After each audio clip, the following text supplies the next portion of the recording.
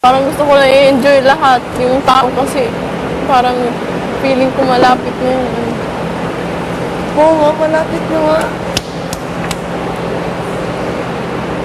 Kinakabahan. Tumay ako. Pantastas. Oh my God! Oh my God! Yung OA naman ito eh. Oo nga, oh. Ang galing mo na, ano? Inanon mo to. Parang mas magaling ka nung ito. Alam mo kung bakit sobrang saya ko? 1 hour na ako nagkakaisip kung anong gagawin ko. Kasi pagtahi ko noong unan na, sobrang pangit, parang undra. Lahat na ano niya. Kaya na, masaya ka.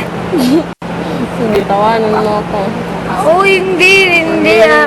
Hindi mo na ako love. Napapagod lang ang tumawa, hindi naman every Hindi time mo na ako kagaya love. mo tawa tayo. Hindi mo na ako love. Mukha mo ni sa ako, bala ka. Okay? I'm so proud of you. Alam mo, baka sasampalin ako ng mama mo. Bakit? Yung mga laway ko, susawala. Tapos paglabas natin Pero nagkita kasi kami ni Mama and parang masaya naman siya sa itsura ko.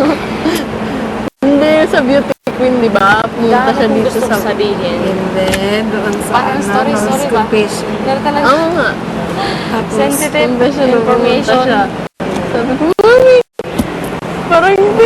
Tingnan ko kung anong reaction niya sa mga nakikita niya sa TV. Tapos parang, ala baby, ganun na naman siya. Hindi naman siya.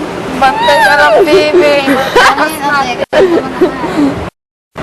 Hindi, kasi nagagalit talaga yung pagbawa. Hindi maayos yung pag-upo ko sa kainan. Hindi pwede. Nagbabait ako ng lahat. As in, yung, ano, Ay, hindi. sobrang sakit. Alam mo yun, yung alakala mo safe ka na kasi matutulog ka na. Tutulog na sila sa mga mulapot ka. Bigla may papalo sa ilong mo. Yan ang si Mama. Pero parang gusto kong pag-usapan. Parang